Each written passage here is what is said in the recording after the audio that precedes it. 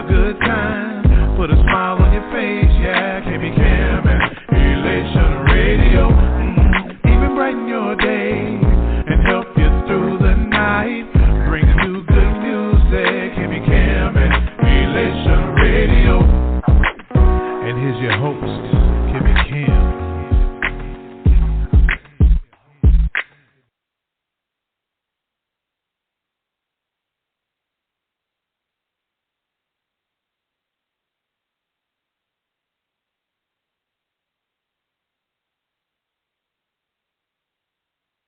Check this out, right?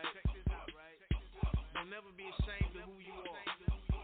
If you serve God, you serve God proudly. The fact is, you should be celebrated. They sitting laughing at me. They thought I wouldn't make it. That's why I'm laughing back and waving at you haters. And if you never listen to this song, never pass it on. I just pray to God that you would come to see the throne. Cause we gon' celebrate. And it really matter what they gon' say. If they put us in the grave, I guarantee we elevate. So let the haters hate. Cause we gon' celebrate. They put us in the ground. Your boy gon' elevate. I'm on a different level. One and I didn't used to know. Mine off that nouveau. I know my son now is twofold. That's why I'm writing new songs. Preach it like that I'm new on. I'm wealthy in the spirit. Somebody passed a great poop on. My daddy was a gangster. Blackstone Ranger. Now my daddy, that baby that was born up in that manger. They said that I was great, destined to be amazing. But all I saw was the one who died for me. Give me that high relation. And it's crazy how the pressure almost made me conform. But the fact that in 84, how Cam almost wasn't even born. My mom went for abortion. Doc said I was lost in the womb. She prayed to God to save her, baby. I can't rolling out them tubes. Now this life that I'm giving, this gift is nicely presented. It's right with righteous within it. The Holy Spirit is in it. Intended life to be splendid indeed. It's time to celebrate. Full speed ahead, no time to break, no time to wait. Let's elevate. They sitting laughing at me. They thought I wouldn't make it. That's why I'm laughing back and waving at you haters. And if you never listen to this song, never pass it on. I just pray to God that you would come to see the throne. Cause we gon' celebrate. And it really matter what they gon' say. If they put us in the grave, I guarantee we elevate. So let the haters hate. Cause we gon' celebrate. They put us in the ground. Your boy gon' elevate. I got my backpack. So when it's time to go, before I kill them, I say Geronimo. I skip every class. Still got honor roll. Yelling out Magnum cum laude and screaming adios. That's how this life feels. Everybody wanna win, it's how the life kill dog. I've been living life for a minute on pause. Tell me what the life gon' call. Yeah, I've been bought with it. Pipes just sit, they know it. Till they close them curtain. Running like a marathon, never stop. I'm ready for art transplant. Cause it's all this urgent. Father God is my only surgeon. So I just get the splurging. And I ain't talking money. Holy Spirit in me bursting. Just like a tidal wave. Yeah, I let them titles wave. Please don't call me nothing but a child of God who fight the state. That's why I take them steps. Then take an elevator. Who come up so they last? Who come up as they waver? That's why we celebrate. We gon' let them haters hate. It don't really matter what they gon' say. Put us down, we elevate. They sitting laughing at me. They thought I wouldn't make it. That's why I'm laughing back and waving at you haters. And if you never listen to this song, never pass it on. I just pray to God that you would come to see the throne. Cause we gon' celebrate. It don't really matter what they gon' say. If they put us in the grave, I guarantee we elevate. So let the haters hate. Cause we gon' celebrate. They put us in the ground. Your boy gon' elevate.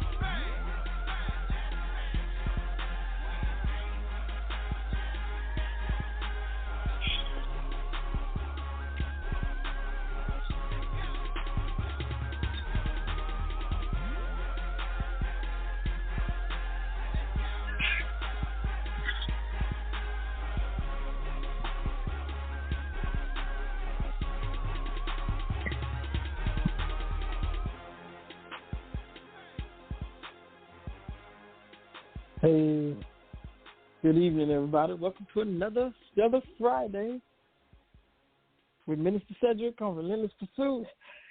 Thank you so much, Sister Kimmy, for having us on Elation Radio. We are back once again.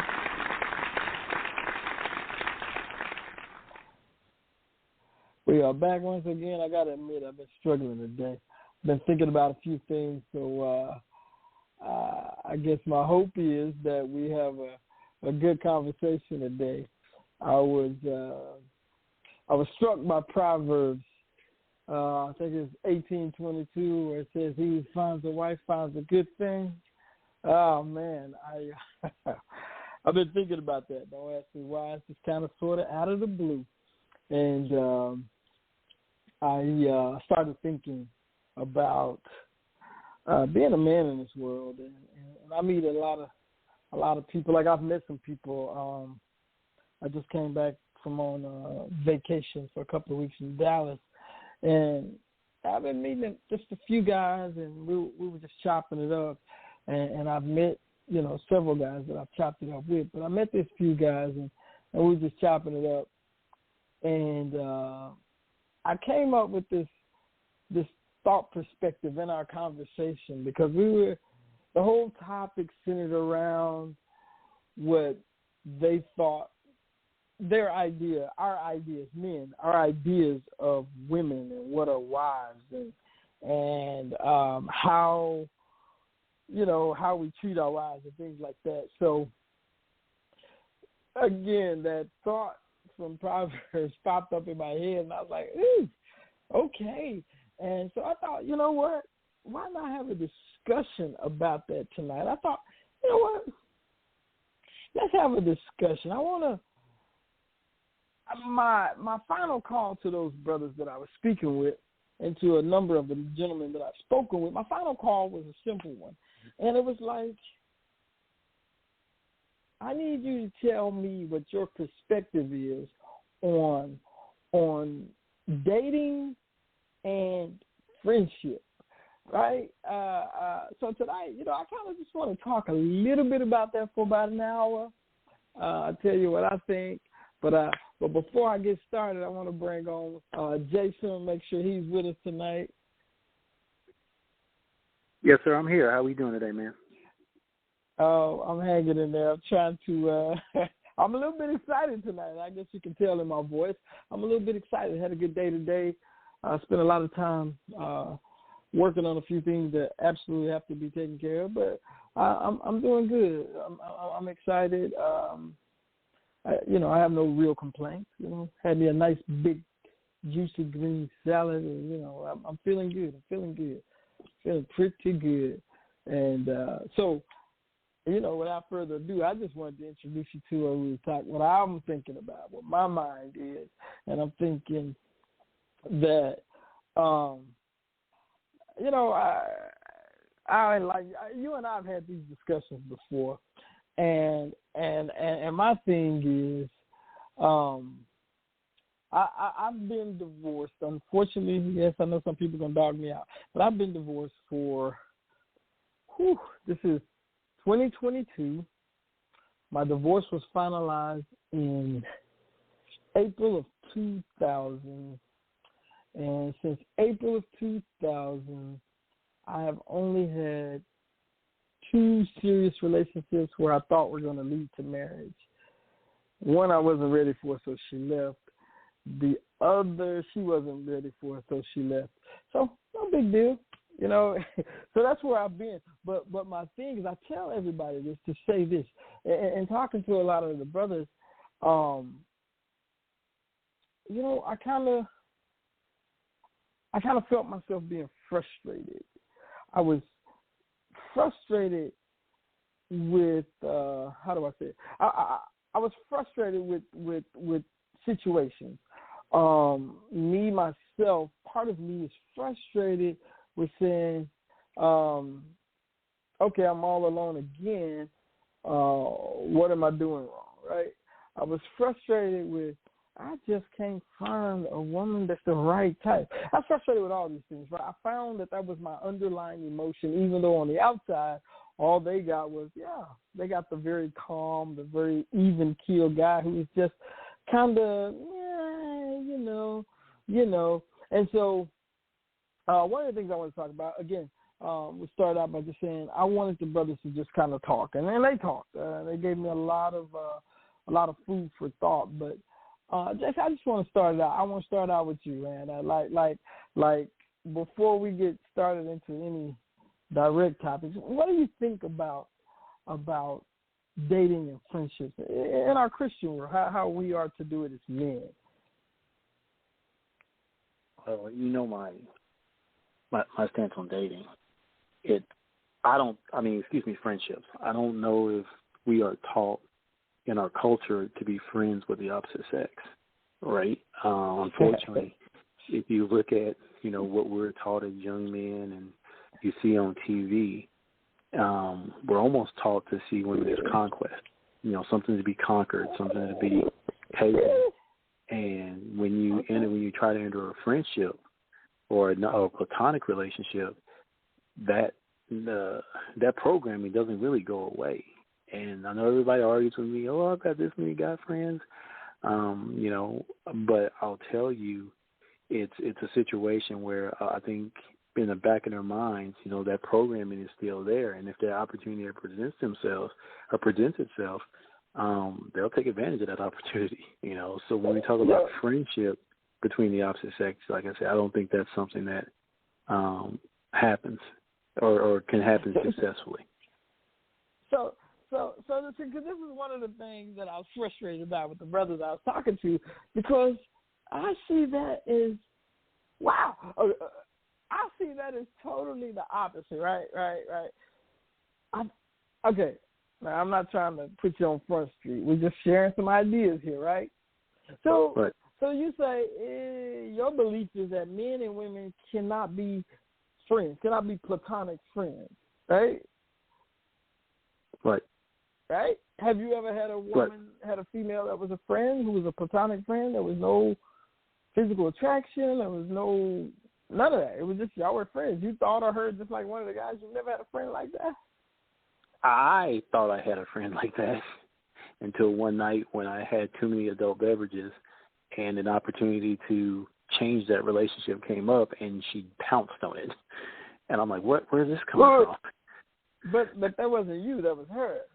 So you don't believe that you can or she can, right?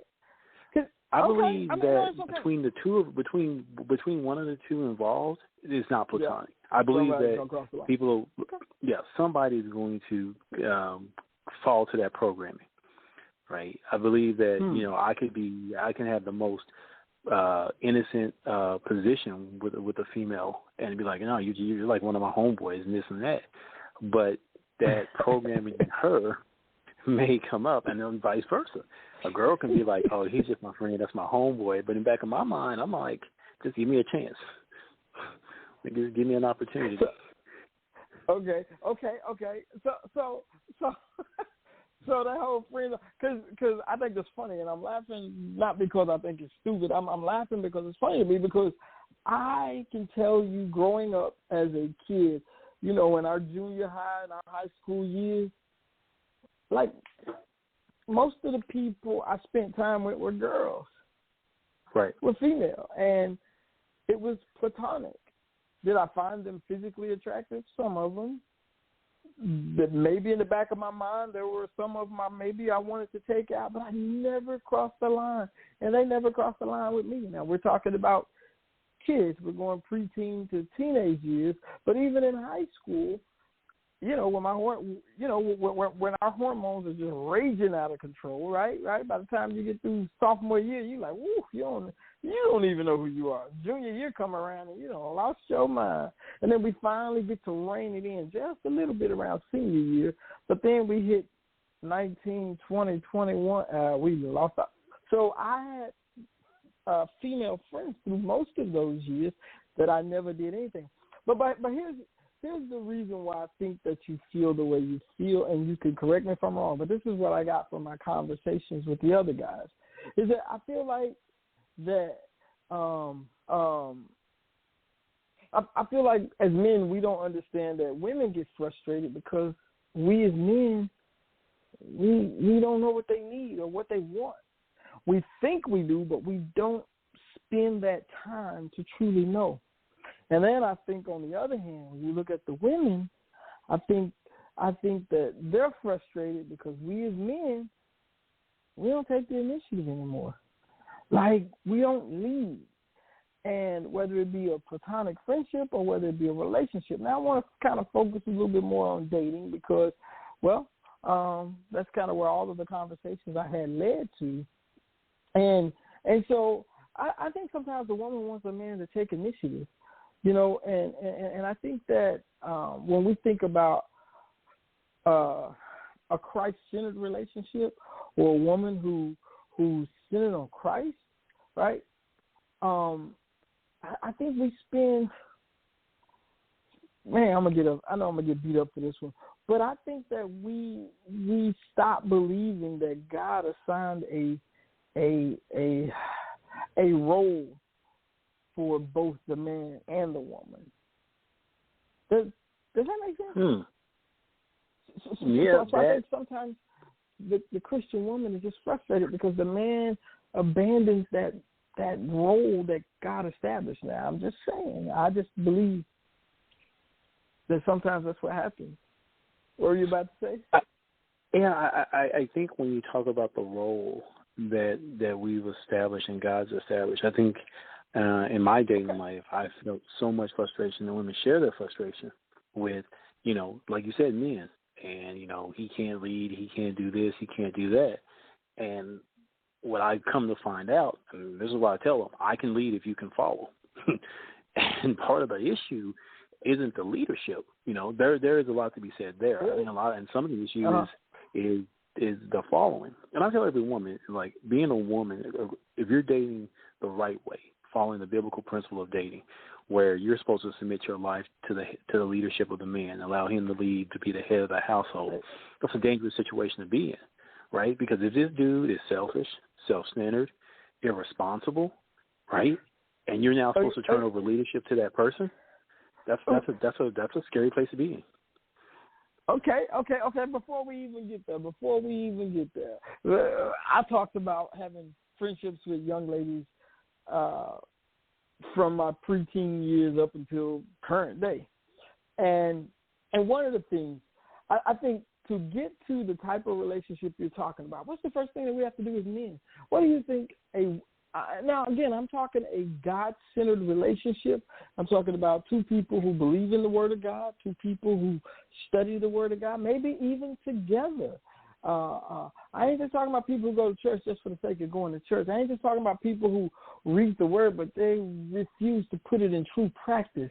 I'm saying that we got, how do we get there as men? You know, because I like what you just said, Jason. So explain that to us. How do we even get there as men?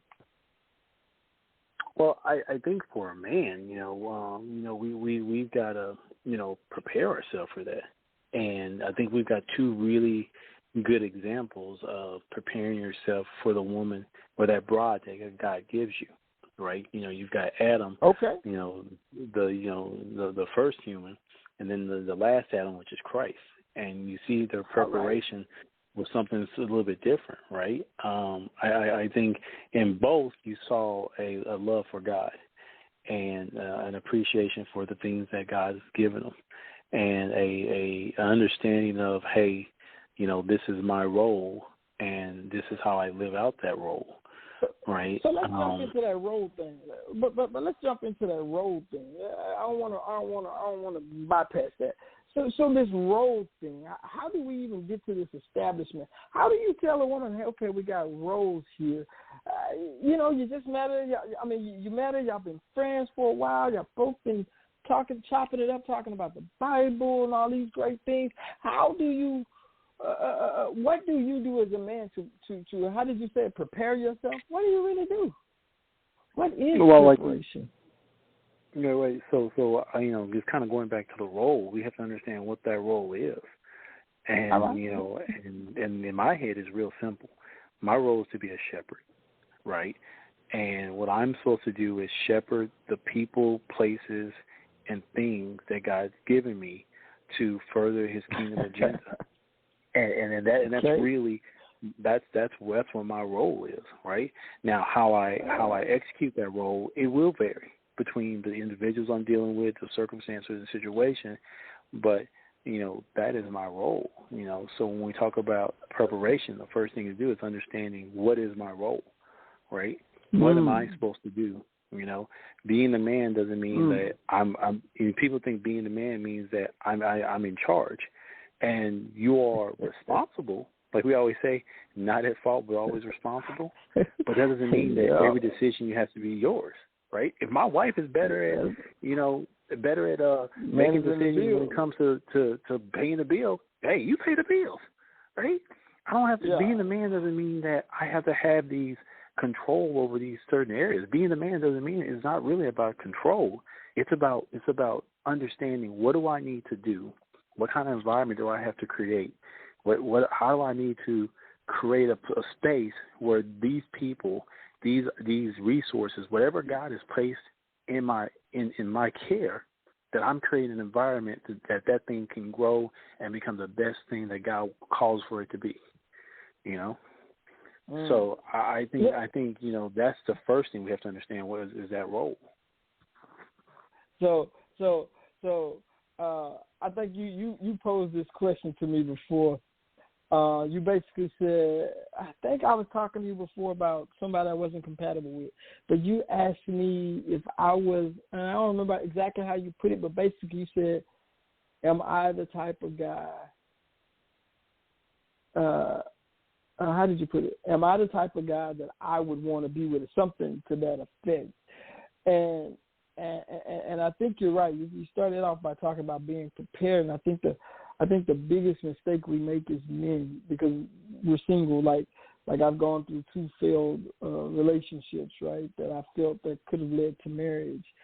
And I don't know where I got it from, but even after I was divorced, so 3, one divorce and then the other could have led to marriage. But the first thing I always did, and I know I'm getting a little bit off track, but to first prepare myself for a new relationship. The very first thing I did, J-Dub, very first thing I did when it came to relationships, the first thing I did was this. It is. I basically locked myself in a closet. In other words, I wasn't dating or talking to any women in a romantic manner. When I did talk or interact with ladies, I never did it with a romantic thought in my mind. And the reason I didn't know at the time, the first time I did it, after the first breakup, the reason I know now the reason I did it was because I felt guilty about the relationships falling apart.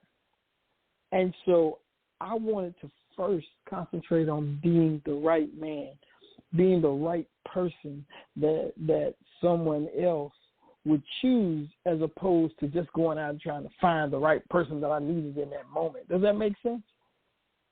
Yeah, that's important. Go ahead. No, you keep going. No. I think it's important what you said. I think the first thing you always do to prepare yourself for a new relationship is heal and learn from the old relationship, right? And I think you see it happen way too often, where when someone gets out of a relationship, long term, their marriage, whatever it is, the first thing they want to do is jump into a new relationship, and I'm gonna show you, and they're not ready. They're not ready. And and they think they're ready. They're like, oh, I've dealt with this, I dealt with that, but half the time they haven't. And all the frustration that they've had in that previous relationship, it just gets carried right on into the new relationship. Infecting it, bringing it, just causing so much turmoil. So I think that is really one of the most important things. The first thing you do in that new relationship is to heal and recover from the old relationship, right, to ensure that the relationship you're having is the one with yourself, right? Right. Right. Because for me, and you correct me if I'm wrong, but the reason that's so important for me is I always say, I remember being a young man and I was silly and I had all these crazy little things I would say. But one of the things I would always tell a young lady, if she said, do you love me? Do you like me? I would say, I don't even love me. How am I love you? Or I don't even like me yet. How am I like you? And what I was really trying to do, hindsight's 20/20. I think as I think back to that, what I was trying to say was, look, I'm scarred. I'm hurt. I'm not morally ready to be with you. My morals are in question right now. You understand what I'm saying? See, a lot of guys don't, and the guys that I talked to before, they don't want to admit that to themselves. Your morals are in question right now. And like think about this. I want you to think about in the Old Testament. In the Old Testament, when young men, most of the marriages were arranged, but even so, when they were preparing themselves for marriage, right? What did they do? They developed a skill or a trade. Why did they need a skill or a trade? They got to take care of their wife, right? Then the other thing they had to do was they had to basically save up money. They had to pay. What's the word I'm looking for? They had to pay a dowry to the parents, right? So in other words, Jason, you want to be with my daughter. First, you got to prove that you can work and take care of her, right? The next, what you got to do is, I kept her for you, so you got to pay me for my years and my tears. So you need to come bring some money over or some cattle or something to pay for it. Then check this out. You didn't just take her out to this piece of land that you've been farming, that you purchased. No. Jason, you have to build a house, right? You have to go and build a house for y'all to live in. And only then, when you've proven that you could do that, only then were you able to get engaged and then get married, right?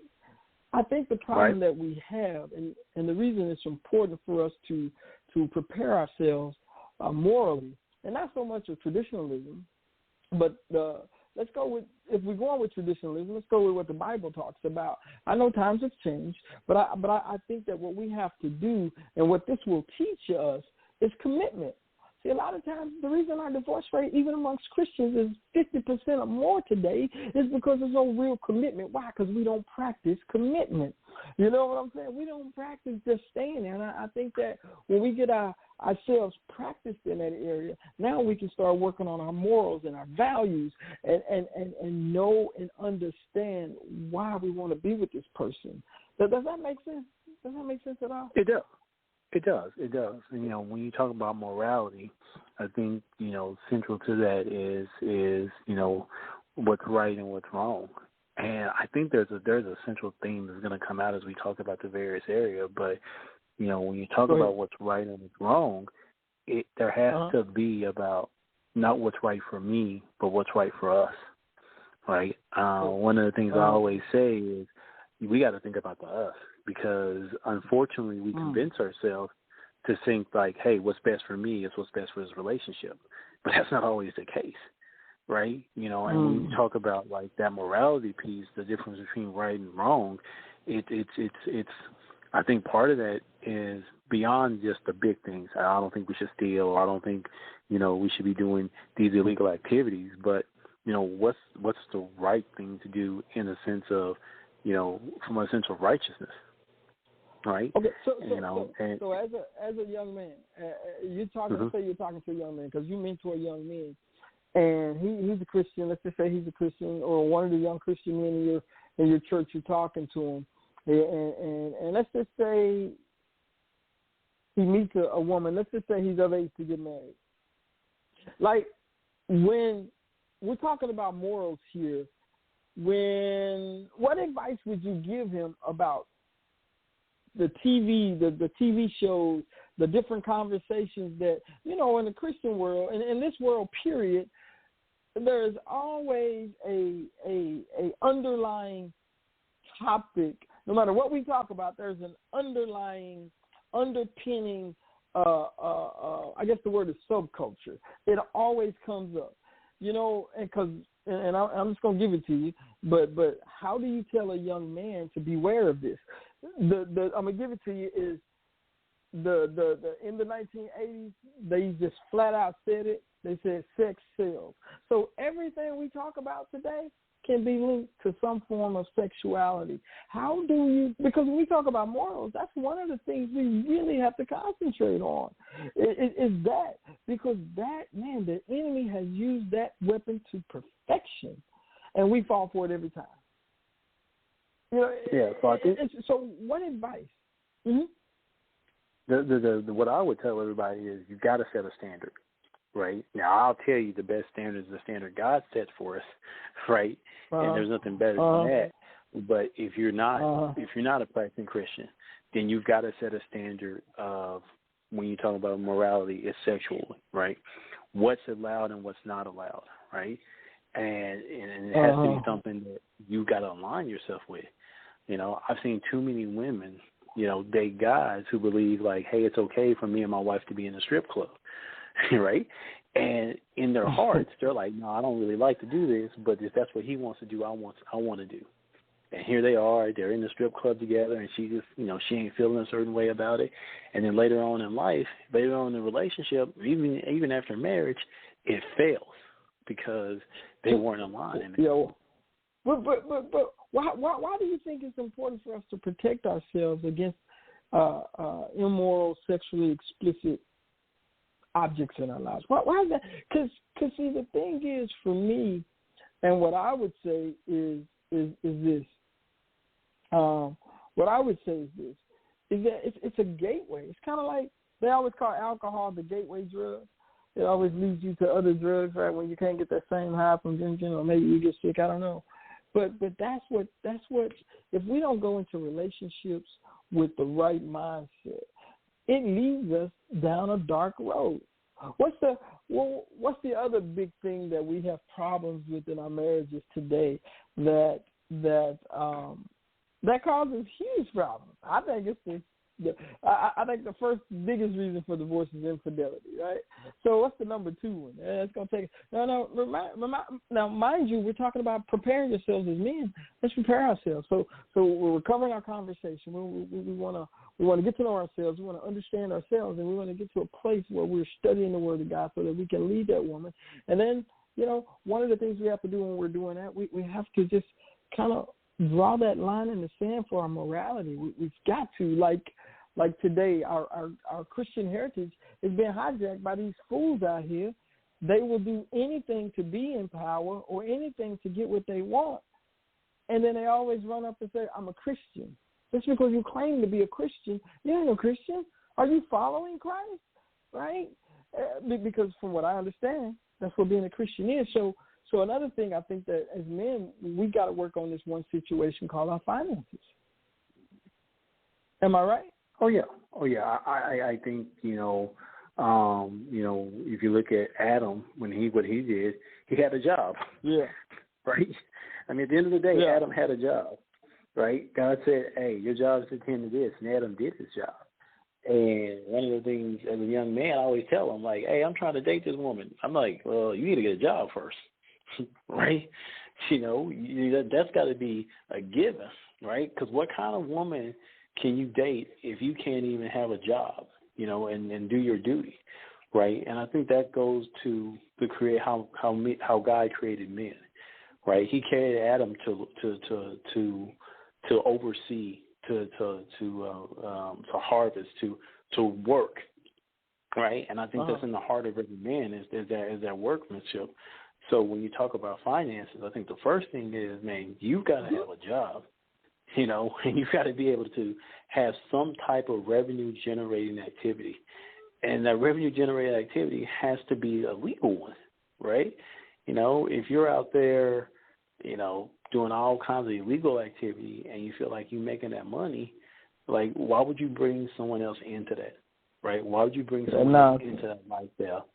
And, you know, and I tell everybody, you know, when I talk to the young men at church, I tell them all the time, I'm like, I ain't gonna lie to you. You go out there, start slanging a little bit, you know, you can make a lot of money. But let me tell you what you also get. You also have to carry a gun because you don't know when someone's going to try to come take that money, and you ain't got nobody to protect you because you can't go to the cops and say, hey, somebody stole my illegal money, right? You live a life of always being on edge, never being able to trust anybody, never being able to just relax and let your guard down, because you never know who's around that corner, who's engaged in that same activity, who's going to try to take it from you, right? So all that extra money that you earn there's a cost to it, right?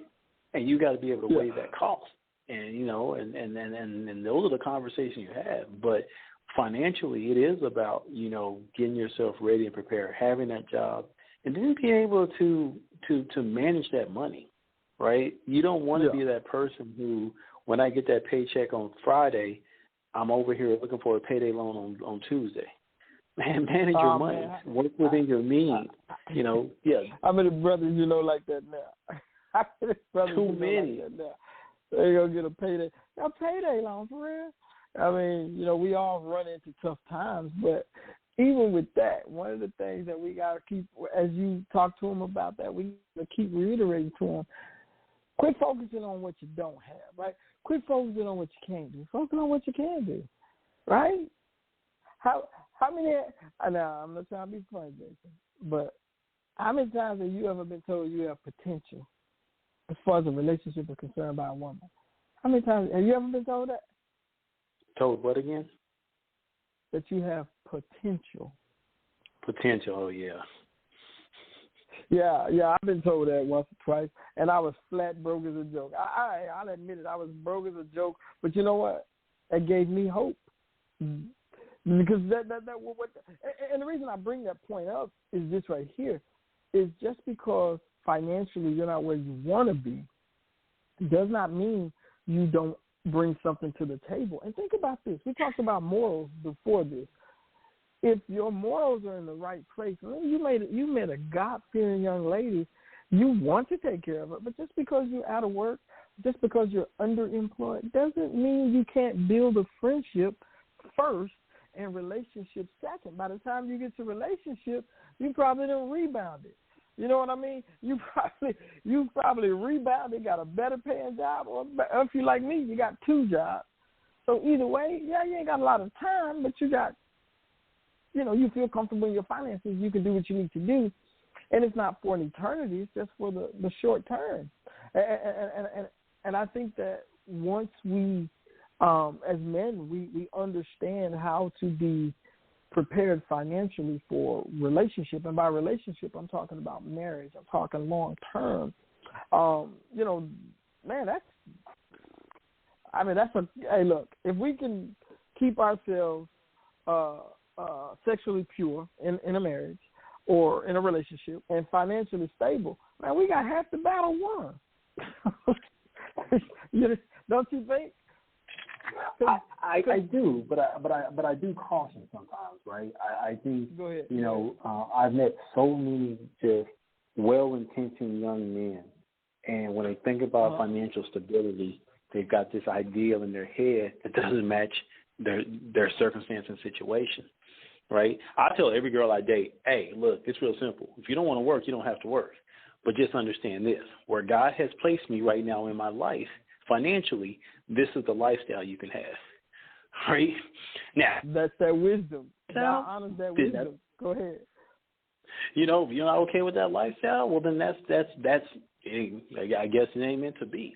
And I think that's the challenge. Yes, you want to be financially stable, but you also don't want to work. You want to work within what God gave you.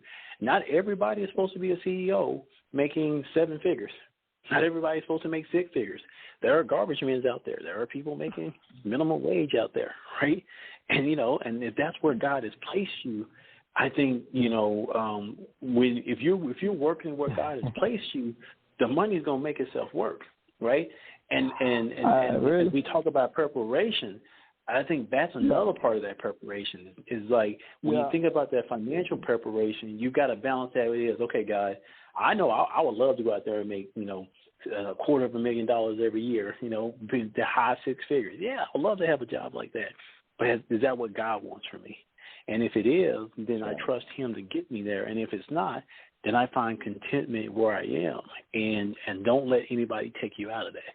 Because that's what happens a lot of times. You get that real beautiful girl, and you're like, okay, hey, and you know, and she has these high needs and desires, and as a man, you want to fulfill those desires, but then you lose track of what's important. Yeah, but that's part of that maturity. That's part of that wisdom that you were talking about. Because if you can learn to live off of, how did you say it before? If you ain't got no money and you make $10 an hour, you ain't gonna have no money when you make $50 an hour because you're so used to spending everything you got. And the advice I would give young men is this: like you said, Jason, you may be making minimum wage, but if you can figure out a way to save 50 cents a week, right, or $2, that don't sound like much, but it's 52 weeks in a year. If you just did $2 a week, that's $104 at the end of the year. Don't sound like much until you multiply it by 5, and you look in the bank and say, oh, okay. So yeah, it sounds crazy, but it adds up. And then we didn't even throw in the compound interest, right? So it adds up over time, and I believe that's what happens when you get yourself. When you start getting right with God and you start trying to do it the right way, God will bless you. He will bless your finances. He will bless your relationship. He will bless any and everything you got. But here's the key. It leads us to our next point. As men start moving towards that way, our spirituality. You know what I'm saying? We've got to be prepared in the spirit. Look. Long gone are the days that a man can marry a woman dragging her house by her hair, tell her to kick her shoes off and keep her there forever. Long gone are those days. You know what I'm saying? We've got to prepare ourselves to be really good husbands, like you were talking about a minute ago, Jason. And my thing is, you can't just marry the first thing coming along. If y'all don't match up, and I never used to believe in this before. I've dated young women in my past that didn't even believe in Christ, right? That didn't know God, wasn't trying to know Him, or didn't believe, or they were Christians, but they weren't practicing Christians. I'm going to say it like that. And it didn't bother me, right? It didn't bother me back then. But now I realize one of the things that when I give myself to Christ, I need somebody else who's going to do it with me. I think, honestly, when you talk about preparation, I think this is where it starts. And this is the most important. This is foundational, because I always say you can't be a good man unless you're a godly man. When you're preparing to be that man that's going to shepherd and fill that role that God has, especially in that marital relationship, you've got to be spiritually prepared, right? You've got to be able to. Yeah. Let me ask you. I know I interrupted you. Let me ask you. But how do you know? I mean, how do you know that the woman you're seeking is not just somebody to cure your loneliness? How do you know that that's not it? How do you know she's the one that God sent you? That's the other thing about it. It's interesting, right? And the way I answer that question is the way I answer my kids. How do I know when God's talking to me? You know, because of the relationship. It's because I spent time with my Father, understanding where his heart is, aligning my heart with his heart, speaking to him, allowing him to speak into me, into my life.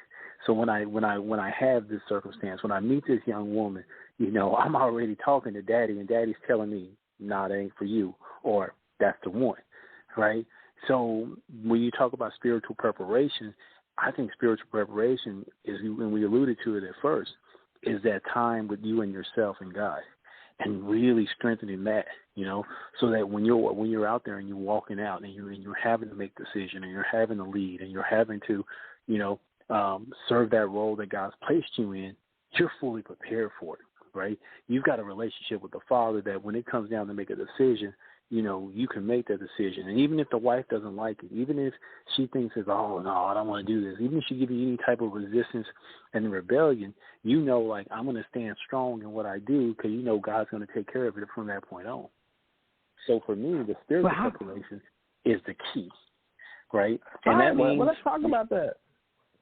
Yeah, that means that you read your Bible. That means that you pray. That means that you go to understand God's character, and you need to understand your character. Okay, God, why you have blessed me with these things in my life, right? And that's the key point. God has blessed you with the things in your life. Hey, my daddy didn't show up in my life. He was never there. God has blessed you with the things in your life. And you've got to start. You got to start being able to see that, be able to know that, and then be able to really come to know God and be like, okay, God, you blessed me with these things for what reason? What are you preparing for me? What are you looking for me to do? And as you seek Him, and then the answers He's looking to give, He will respond. And as He responds, you're developing like His heart for you and what you want you to desire. So when you meet that woman, and it's the funniest thing. I love asking this question, right? I ask, when I meet a young lady, she always tells me, well, this is the type of man I want. I want A, B, C, D, and E. I'm like, what if God sent you X, Y, and Z? And, and in their head, they're like, well, God wouldn't do that, would He? I'm like, ask Hosea, right? But anyway, I think when we develop spiritually, what we see more of is not getting to know who I am, but getting to know who God calls me to be. And we talk all about self-esteem, and we all need to have our own self-esteem and our own identity. Yeah. But what we need to have is a God esteem and embrace the identity God has already given us. And when we can do that, everything we step out in is going to be tons better. Yeah, it's funny you say that because I remember being single for a very long time. Like I was single for about 3 years. I didn't date. None of that. No female, new companion. Nothing. Just about 3 years. I just needed to be with God. And one of the things I learned about myself was, I prayed a lot, right? But what I had to do was, here it is. And this is what I believe happened to me. All of a sudden, I wasn't selfish anymore. I didn't think about me first. And then I'm gonna tell you the funny thing. That you talk about relationship with Christ, I'll tell you the funny thing. And as I was talking to some of these other brothers, I thought about this, and I don't know if I mentioned it to them or not, but I thought about this. The other thing, after you humble yourself and you start following God's word, here it is.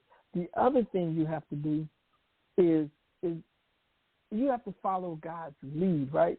You have to follow His lead, and the way you know you're following His lead is because now all your pretenses and apprehensions, they're kind of starting to fall away. They're not as strong as they were before. You become kind of a very even keel or neutral person, but then the next thing you got to do, you got to ask God. You have to ask Him. Once you surrender to His will and you're praying, you're studying the Word, your whole attitude's changing.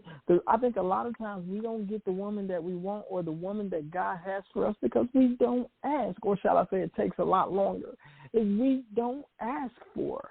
We don't show ourselves even worthy of having a spouse. So I think that once we start walking through our steps, we have to ask God for it. That's what prayer is for. Am I right or wrong? Part of it. Yep. Mm-hmm. Right? You get to know God, God get to know you. Yeah, and then why is this? I used to ask this question a lot. Why is it so important that I have a relationship with God? What am I learning from this relationship with God? Does it teach us anything? In your mind, do you think it teaches us anything at all? Oh, yeah. I mean, that's what I'm telling you. I think the relationship with Christ gives us, I think most of the world struggles, and I think the foundation of most of the problems is an identity crisis. And you see it play out in so many different ways.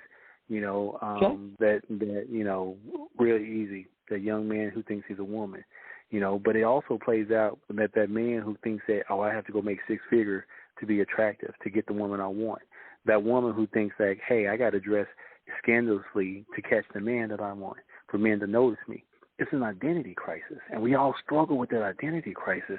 But when we come into a relationship with God, the main thing He gives us is that identity. This is who you are, right? This is who I made you to be. This is who I designed you to be. This is who you are. And in that identity, I've given you purpose. And in that purpose, I've given you things that I want you that you can do for me. And I think in that, that's the main thing that comes from a relationship with Christ. is that identity, and from that identity you get those fruits of peace and joy. Okay, so you saying in your walk with Christ, your relationship with Christ, you gain that identity, and you can get your peace and your joy from that. Yeah. But how does that equate? How does that roll over into your relationship with your significant other? Because I got my idea, and my idea is a very simple one. My idea is that we learn how to treat one another. Like how God is real patient with us? There's sometimes we just keep making the same old dumb mistake. We keep saying, God, forgive me, I'm not going to do it again. And he's so patient, and we do it again and again and again. And then finally one day we don't do it. We might do it again 2 days later, and then we don't. Then we go on the stretch of 10, 20, 30 days, and we don't do it. Next thing you know, the whole habit's been changed, and we never do it again, and we look back, and a few years it's gone. Right? You ever been through that cycle? Have you ever seen that cycle in yourself? Because I've seen it in me, trust me. And I think it teaches us how to relate to our significant others. As men, a lot of times today we get a bad rap.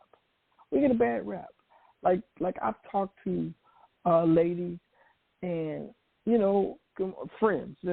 Some are friends, some are love interests, but mostly just friends, right? And it seems like there's always that 2 or 3 that say, yeah, I had a good relationship, but this guy, he was an old limp fish. He ain't had no backbone. And then other ones, they say, well, yeah, I had a guy, but he was just hood. He was just too aggressive. He was just all up on me, and I needed space. I think that as we learn and as we build a relationship with Christ, we learn to model all of our relationships after Christ. We learn not to be so I guess the word is passive, and then we learn not to be so aggressive. You know what I'm saying? Because sometimes we may find the right person. It just may not be the right time because we haven't grown up. And I think that's something that we should really work on in our relationships. I don't know if you've ever had to do that, but no. I think you're right, and I think that's where I think what you talk about by being either too passive or too aggressive, that's where I see identity playing a good role, because the passive man doesn't know who he is, so he's afraid to do anything and to be anything. And, so he'll just be like, I don't know, so I'm just going to sit here and whatever happens to me, happens to me. The aggressive man, he equally doesn't know, but instead of just sitting there, he tries to create and be something that he's not, and he has to come off forceful to demonstrate and be that. And it's that lack of, I truly believe that lack of identity is what causes that, right? But when you stand strong and you know who you are, you can say definitively, no, that ain't it, right? And a lot, it's interesting, I have some very traditional views to the point where people are like, man, those are caveman views, but I stand strong in who I am, and people always respect it. And they may not like it. They'll tell me like, yeah, I don't really like your views. They seem coming off, but I respect and what you do, and you do it lovingly, right? What are your caveman views?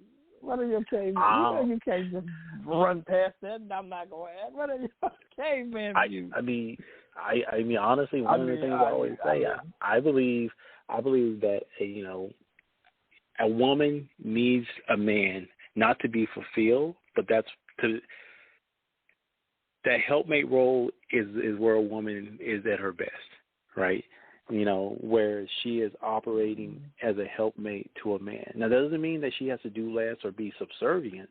It just means that God is giving her a charge in her life, and God has given a man a charge in his life. And together, they should be able to live that charge out, where her as the helpmate to his charge. Okay, well, wait a minute. Pastor said something. Take a breath. Yeah. Wait a minute. Take a breath. Hold on to the pastor thought. So you said you believe a woman's role is to be the helpmate to the man, right? Right. Okay. I like how you put it out, but you're going so fast, people ain't gonna pick it up. So you're saying she should be the helpmate to the man, not subservient to the man, but there for help, right? Right. Right. Okay. All right. Go ahead. Go ahead and see what your pastor is saying. Yeah. So the pastor said something, and I totally agree. Any place my wife has to lead me is a place I don't need to be. And what he's trying to say is that you don't recognize, and we talked about this earlier, if my wife is gifted in a place that I'm not, that's fine, right? That's just God blessing us. But if there's an area in our life that I don't have the capacity to lead and guide in that, and she's the only person that has that capacity, then that's a totally different situation, right? Like and, what? You know, like what? Give me an example. So like a real world example is, hey, I'm trying to go out on my own and start my own business, right? And I don't know how to do that. I don't have the capacity to do that, but my wife has the capacity to do that, right? Well, in my head, if God wanted me to have my own business, he would have given me the skills and abilities to do that, right? And if that woman is not, he would give me the skills and ability to do that, if that's the place that he wanted me in, right? Because I truly believe God equips us for the things he has for us. Right, man. I gotta ask now. I gotta push back. I gotta ask you a question on that. Mm-hmm. What if God's way of equipping you with the knowledge and expertise that you need is that woman who already has the expertise? What if she's supposed to be with you? What if she's supposed to show you? Right, but here's the deal: if there's a desire, no, and I get that, and I think if there's a desire in my heart, then that's another thing. But what I see a lot of times is the guy has no desire to be on his own, but this woman saying, "Hey, I'm doing this. Let me show you." I get you. Right? Okay. Right. I get you. Okay. I interpreted it wrong. You're saying if the woman is pushing him to do it, he don't have the desire to do it, he should not be doing it. Right. Now I'm with you. Okay. Yeah. All right. So we good. I wasn't trying to check you. I just want to ask a question because, other people can't ask. They can't ask that because here's the thing, and I'm glad you said it that way. And I know we just got a few more minutes. Here. But what you said just leads us to the last thing I want to say. And the question I'm going to ask you, because of what you were just talking about, and you can tell me about what your pastor was saying about, what you just said. Then when you're out looking for your wife, again, the Proverbs 18:22 says, he who finds a wife finds a good thing, right? We know how that goes, right? Right. But think about this. Think about what the text is really talking about. He who finds a wife finds a good thing. I don't believe, now I could be wrong, but I don't believe that the true interpretation of the text is that a guy who's out here hunting for a wife, right? I just to simplify it, I don't believe that it's saying that you're out here, you hunting for a wife. I'm not coming back home till I got a wife. I don't think that's what the text is saying. I think the text is more saying like this: look, you're on your journey with Christ. You have given God the reins, and you are on a journey with Christ. You can encounter your woman as you're on this journey, right? So you encounter this woman, and God opens up your eyes, and you realize this is the woman for you. I think if we looked at that scripture more like that, it would settle a lot of us as men. It would settle us down, because I'm not going to, how many men have I met say, I got to find me a wife? You slow down, chill out. It's an abundant supply of women out here, trust me. But there's only so many, I believe, that God made just for you. Slow down, chill out, get the right one. So I think that us being men, as we go through life, as we go through preparing ourselves for marriage, preparing ourselves for the woman that we are to be with for the rest of our earthly lives, I think that we need to be the man that God called us to be as we're on our journey, right? I don't think it's a good idea to meet the woman and then try to be the man, or try to figure out the man that God called you to be. I think that's one of the misconceptions in the society where we live, that I think we just got it wrong. You know what I mean? And I think we've been doing it wrong for so long that we've become nose blind to our own stinky self, our own stinking attitudes. So, you got anything else you want to add for us? No. Just on that last point, I totally agree with you, right? If you look at Adam and what Adam was doing, Adam wasn't looking for a woman. Adam was just waiting for God to deliver him. You know, and I think that's when we talk about preparation, that's what we do. We prepare ourselves to be the man God calls us to be, to really step in that, gain our identity in that, step that out, live that out. And, you know, we pray to God, and God will deliver that woman that's for us, that Proverbs 31 woman, the one that you say, well, I found a wife, I found a good thing, you know, but that incessant desire to try to find her and just grab her and then chase her on your own, it's dangerous. Just because you may think you've got the right woman, but in reality, that's not the woman God has for you, and you just have to, you really have to just kind of know, like, no, this ain't it, right? Yes. I think that just kind of sums it up. So, fellas, you know what? We got to prepare ourselves if we want to be. And if you're already married, maybe your relationship is rocky, that's okay. It can be fixed.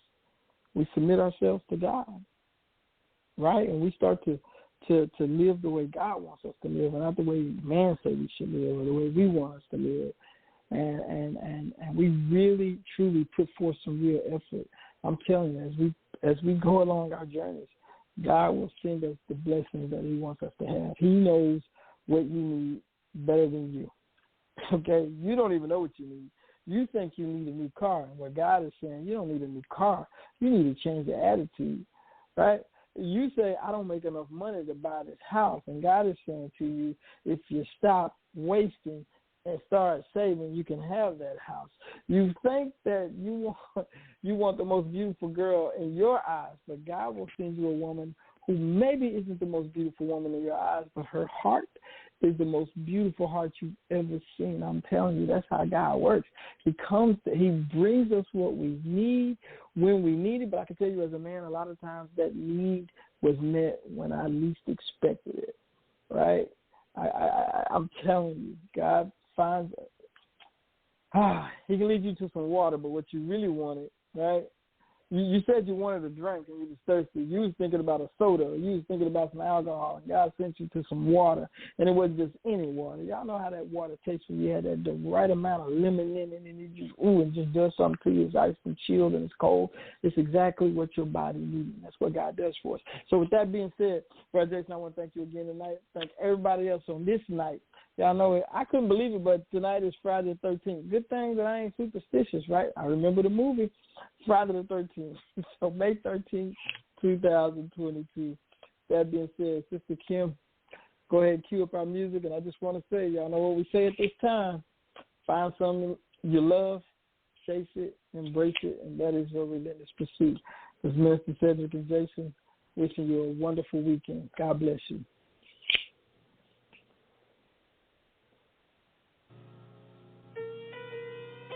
Yo, it's your boy David Benson.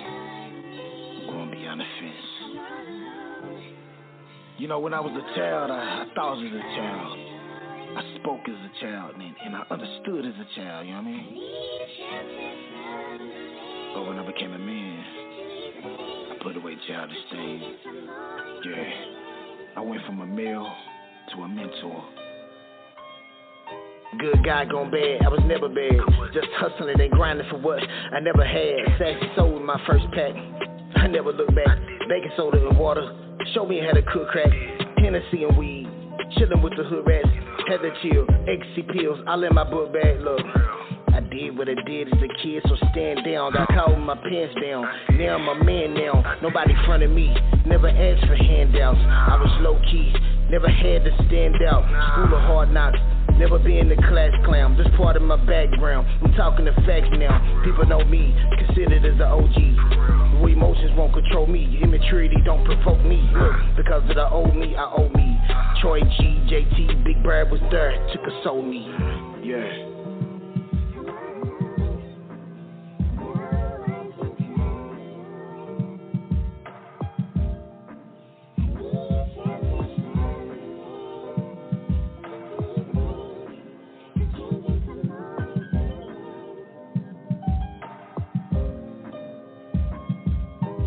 grew up in the trenches with the killers and hustlers. On the realer, you can be a killer and still be a buster. Fed my pit bulls hard white, no cut on the butter.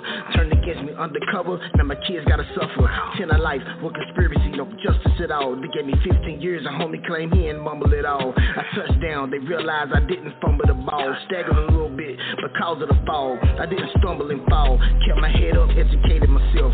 Heard my pit bulls growling, contemplating my death. I cried in my cell, felt like I was living in hell. My cellie told me to thank God that I'm living in well. To get a grip on yourself, live instead of exist, to make a better decision. Helping the children, put them in better position. Seeing none just listen, give them a vision, keeping them out of these prisons. Yeah.